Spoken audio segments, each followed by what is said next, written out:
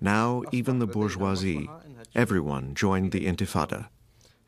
This really encouraged us. To keep the Intifada going, one young activist sought guidance from Faisal Husseini, the head of one of the oldest Palestinian families. Husseini had spent the last few years in and out of Israeli jails for his political activities. I told him the Intifada must not change tactics. Don't use weapons or guns. Don't give the Israelis an excuse to use their technology. We want to tie down as many soldiers as we can.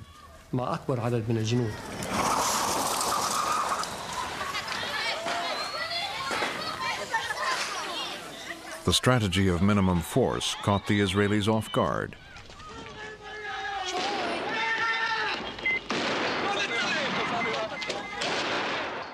We are facing now a new form of warfare against us. It means the attempt to destroy our existence by violent demonstrations.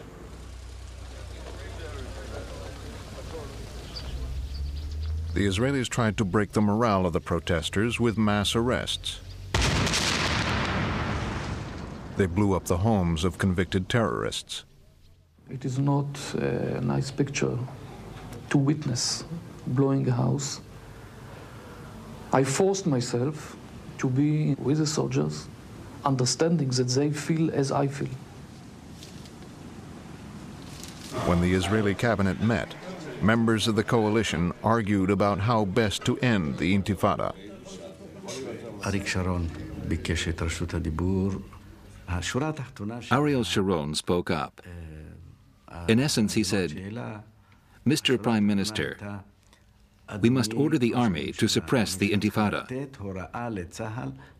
The army will find a way.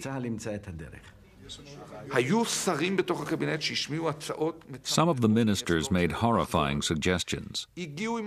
They suggested, send in the tanks, kill 1,000 and it will collapse. Order will be restored to Israel. We knew if we killed 1,000, it would get worse, and we would be branded war criminals.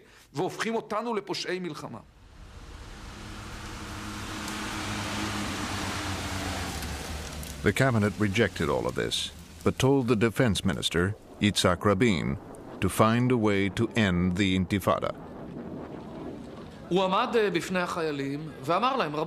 Rabin stood in front of the soldiers and said, "Gentlemen, don't just stand there. Use your hands, use your clubs, beat the demonstrators, restore order."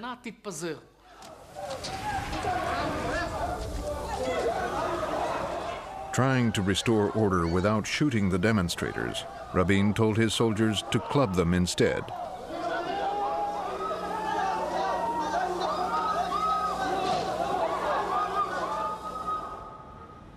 Scenes like this were broadcast around the world. They are facing the punishment of the Israelis by their hands, by their stones, not more. Till now, in all over the occupied territories, in every town and village or refugee camp, in all the demonstrations, no one had used a gun or a hand grenade. Abu Jihad, the PLO's military leader in Tunis, had gained control of the Intifada. He also directed the PLO's terrorist operations.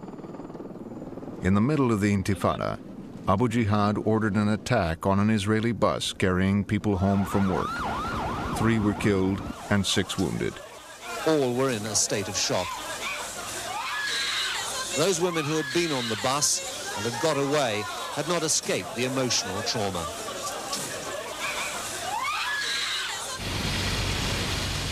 A month later, an elite Israeli commando unit landed on a beach in Tunis. Mossad agents guided the commandos to the home of Abu Jihad. I was woken by the sound of people breaking into the house. Then I heard screams. I was terrified. I heard Abu Jihad moving, running from the desk to the cupboard, where he took his pistol.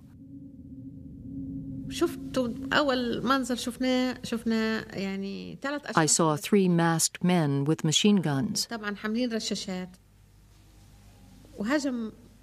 of the men opened fire on Abu Jihad. They shot him in his arm and his heart.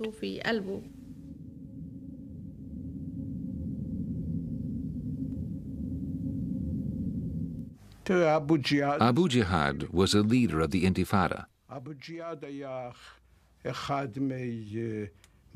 Although he was out of the country, he was fighting against us.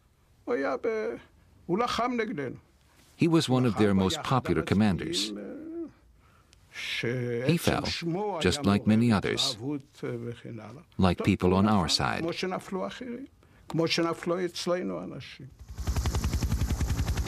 But in the intensity of the conflict, both sides were learning something about each other.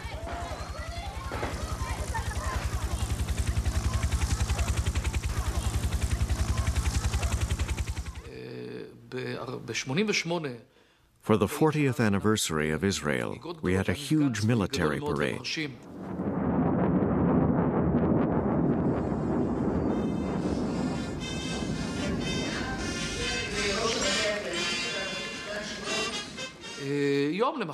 A few days later, I was in the West Bank. I came across a group of young Palestinians. They knew me from TV.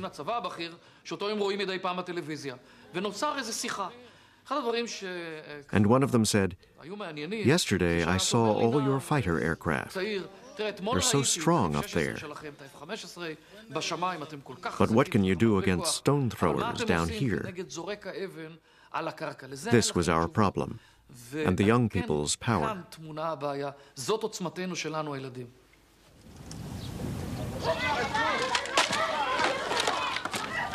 You know that if you beat them and shoot them and do whatever you want to them, they won't stop. We train to fight against the other soldiers, and now we fight against the people. It's difficult.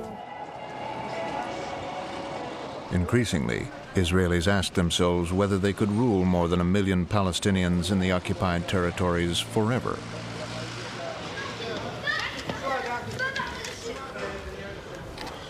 We can't solve this problem. It's the government, it's the politician have to solve the problem, not we are.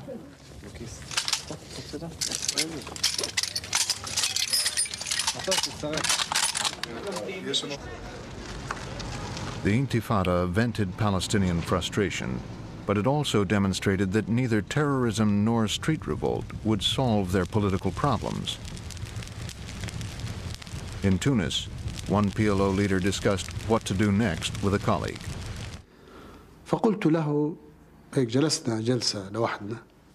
We sat there alone.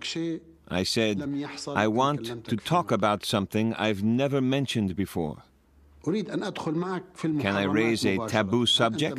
He said, "Be my guest." The PLO had been created to reclaim all of Israel for the Palestinians. Now Abu Mazen suggested that they be realistic, that the only way to get back Gaza and the West Bank was to accept what they rejected 40 years ago, the partition of Palestine. I asked him, should we consider recognizing Israel? He said yes. Yasser Arafat was eventually convinced that the PLO would have to compromise. But the other PLO leaders were harder to persuade. Like Sadat, the PLO preferred to negotiate through the Americans.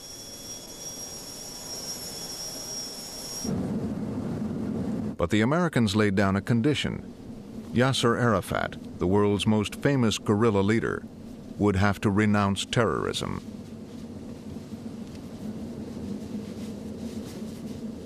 He's got to get up in front of a television camera in some public way and say, for everybody to see him saying it out of his own mouth, these things. The UN General Assembly gathered in Geneva for a special session to hear Arafat. But not all the factions of the PLO were willing to negotiate.